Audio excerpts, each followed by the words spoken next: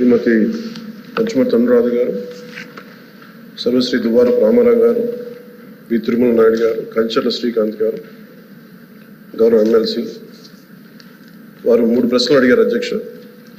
పంచాయతీరాజ్ గ్రామీణాభివృద్ధి శాఖకు సంబంధించి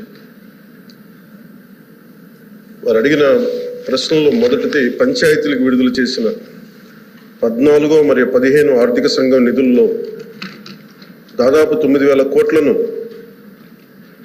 ప్రభుత్వం దారి మళ్లించిన విషయం వాస్తవమేనా?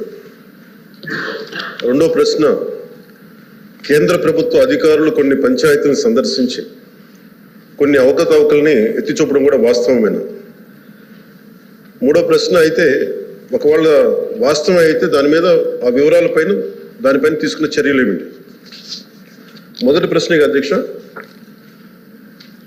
9,000 కోట్లను గత ప్రభుత్వం దారి మళ్లించిందా లేదా అనేది అడిగారు అధ్యక్ష. దానికి మా సమాధానం అవునండి. కేంద్ర ఆర్థిక కమిషన్ గ్రాంట్లలో మళ్లింపు జరుగుతోంది. ఇప్పటి వరకు భారత ప్రభుత్వం ఆర్థిక కమిషన్ గ్రాంట్ను విడుదల చేసినప్పటికీ పంచాయతీరాజ్ సంస్థలకు 998 కోట్ల నిధులు ఇంకా విడుదల కాలేదు. ఇది మొదటి దానికి సమాధానం అధ్యక్ష. రెండో ప్రశ్నకి, కేంద్ర ప్రభుత్వం అధికారులు రాష్ట్రంలోని ఒక 5 గ్రామ పంచాయతీలను సందర్శించారు.